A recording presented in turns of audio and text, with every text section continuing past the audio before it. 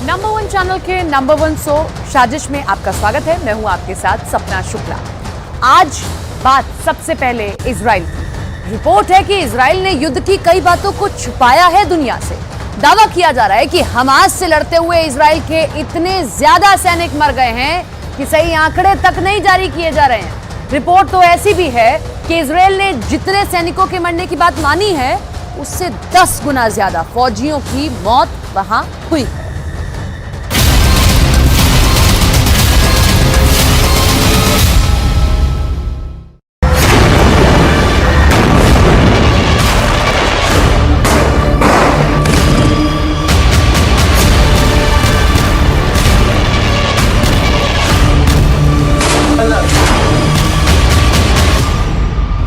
हथियारों के मामले में इजरायल को दुनिया का एक बहुत ताकतवर मुल्क माना जाता है। इजरायल का एरो एयर डिफेंस इतना ताकतवर है कि इजरायल दावा करता है कि अगर 2000 किलोमीटर दूर से भी कोई मिसाइल इजरायल की तरफ लॉन्च होती है तो मिसाइल लॉन्च होते ही इजरायल का एयर डिफेंस सिस्टम एक्टिव हो जाता है। जब तक इजरायल अपनी एयरफोर्स के माध्यम से गाजा पट्टी पर बमबार्डिंग करता रहा, तब तक इजरायल के सैनिकों के मारे जाने की संख्या का आंकड़ा लगभग स्थिर रहा। लेकिन जैसे ही इजरायल ने अपना ग्राउंड ऑपरेशन शुरू किया, इजरायल के सैनिकों के मौतों की संख्या लगातार बढ़ती गई। लेकिन अब जो समाचार फिलिस्तीन के अखबार छाप रहे हैं उससे ऐसा लग रहा है कि इजरायल की सेना और इजरायल की सरकार इजरायल के सैनिकों की मौत के आंकड़ों को छुपा रही है।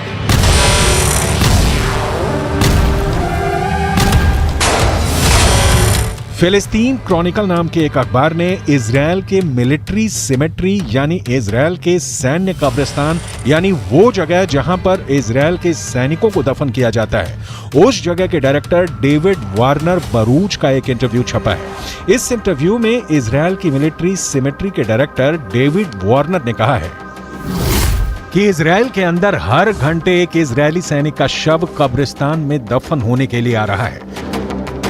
इस इंटरव्यू को फिलिस्तीन के अरब देशों के अखबारों ने हाथों हाथ लिया और यह दावा किया कि इजरायल के सैनिकों की मौत का आंकड़ा आधिकारिक आंकड़े से कहीं ज्यादा है। जेरूसलम के पश्चिमी इलाके में माउंट हर्जल कब्रिस्तान है और यहां पर इजरायल की सेना में काम करने वाले सैनिकों को दफनाया जाता है।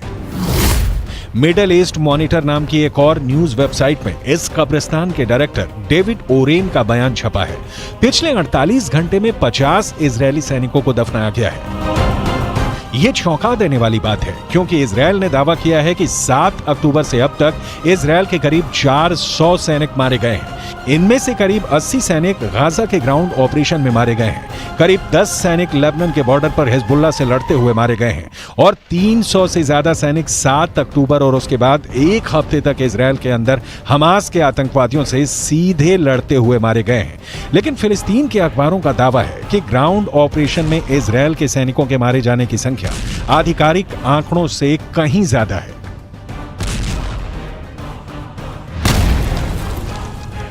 अगर इजरायल के मिलिट्री सिमेट्री यानी सैन्य कब्रिस्तान के डायरेक्टर डेविड वारेन के आंकड़ों को सही माने और इस हिसाब से अनुमान लगाएं कि हर घंटे में एक सैनिक की मौत हो रही है, तो इजरायल के ग्राउंड ऑपरेशन को लगभग 30 दिन हो चुके हैं। एक दिन में 24 घंटे होते हैं, यानी 30 दिन में 720 घंटे होते हैं। अगर इजरायल के सैन्य कब्रिस्तान के डायरेक्टर के मुताबिक हर घंटे में एक सैनिक की मौत हो रही है, तो इसका मतलब यह है कि अब तक ग्राउंड ऑपरेशन से 30 दिनों में 720 सैनिकों की मौत हो चुकी है।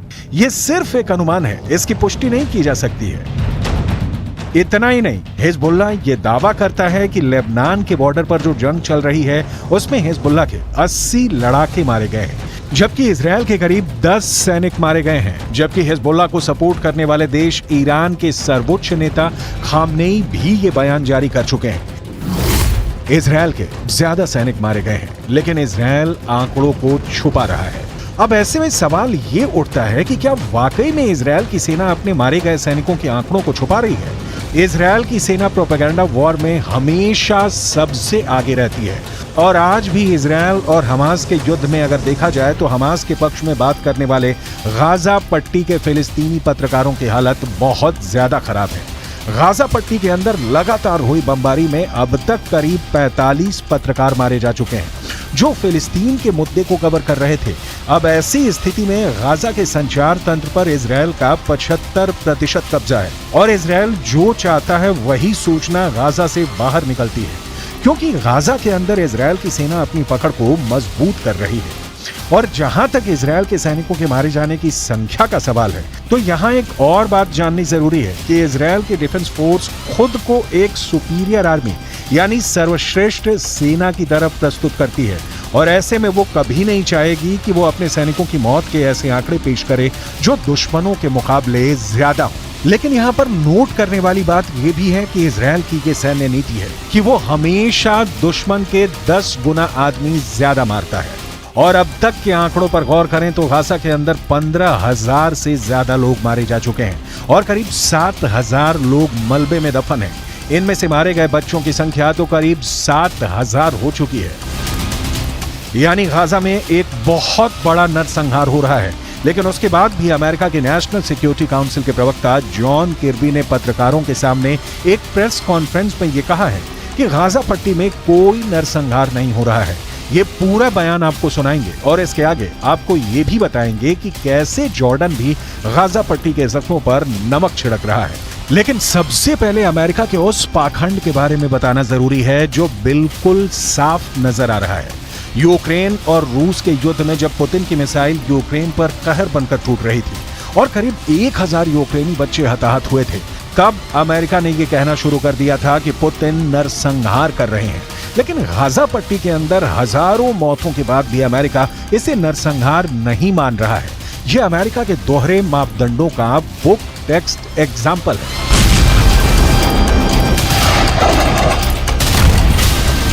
Hamas wants, make no mistake about it, is genocide. They want to wipe Israel off the map. They've said so publicly, more than one occasion. In fact, just recently. And they've said that they're not going to stop. What happened on the 7th of October is going to happen again and again and again. And what happened on the 7th of October? Murder, slaughter of innocent people in their homes or at a music festival. That's genocidal intention.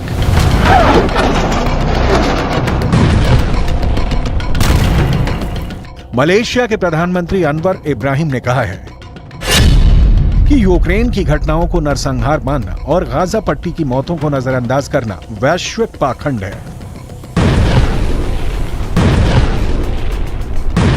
दूसरी तरफ अगर देखा जाए तो अब तक Gaza पट्टी के अंदर 30,000 से ज्यादा लोग घायल हैं और गाजा पट्टी के अस्पतालों की हालत क्या है ये पूरी दुनिया को नजर आ रही है।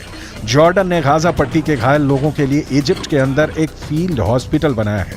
किंग अब्दुल्ला के बेटे खुद इस अस्पताल की निगरानी करने के लिए गए। लेकिन आपको जानकर हैरानी होगी कि इस फील्ड हॉस्पिटल में मात्र 40 बेड हैं, जबकि गाजा के अंदर 30,000 से ज्यादा लोग घायल हैं। और इन हालातों में एक फील्ड हॉस्पिटल में मात्र 40 बेड का इंतजाम लोगों के साथ एक क्रूर मजाक है।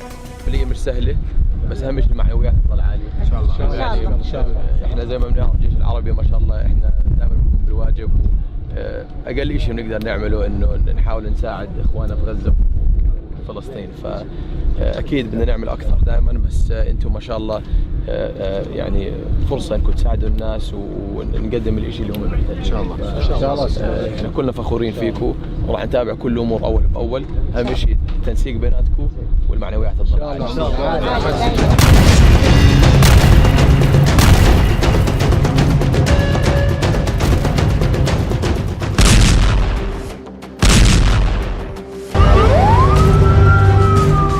इजरायल अपनी टेक्निकल सुपेरियरिटी की वजह से अजेय है।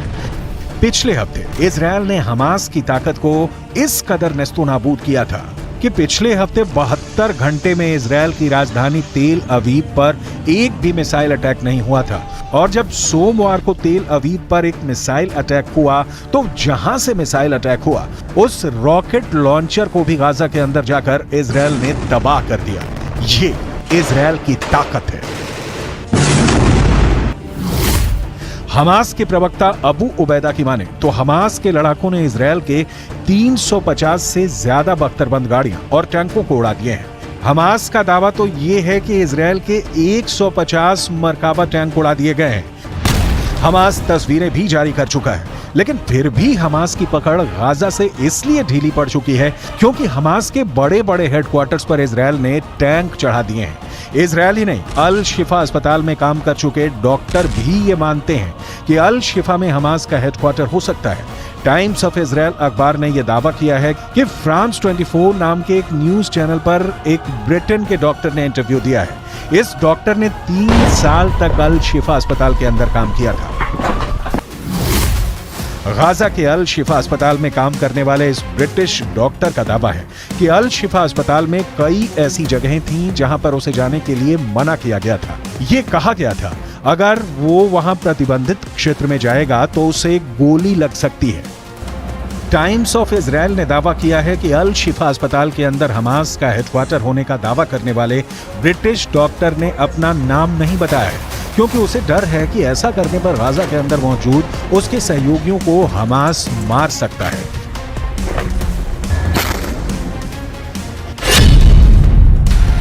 अल शिफा अस्पताल में काम करने वाले इस ब्रिटिश डॉक्टर ने आगे कहा कि सावधान किए जाने की वजह से मैं गाजा के अल शिफा अस्पताल के प्रतिबंधित क्षेत्रों से दूर रहा, लेकिन मैंने कुछ संदिग्ध से नजर आने वाले ऐसे लोगों को अस्पताल में हर समय अंदर और बाहर जाते देखा था जो चिकित्सा कर्मी नहीं थे। ये लोग अस्पताल के बेसमेंट के अंदर जाते थे। The first time our forces entered the Shifa complex, they went in with a bomb-sniffing dog, and they discovered a truck full of ammunition. After revealing the shaft by the D9, they saw a circular opening, and they couldn't see all the way down at the time, but further investigations and tools lowered down it revealed that this is a 10-meter deep shaft that leads to a corridor. At the end of that corridor, there is a blast-proof door with a shooting hole at the top of it.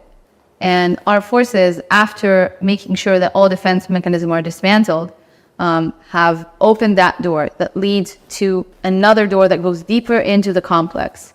The understanding that this tunnel goes under the hospital.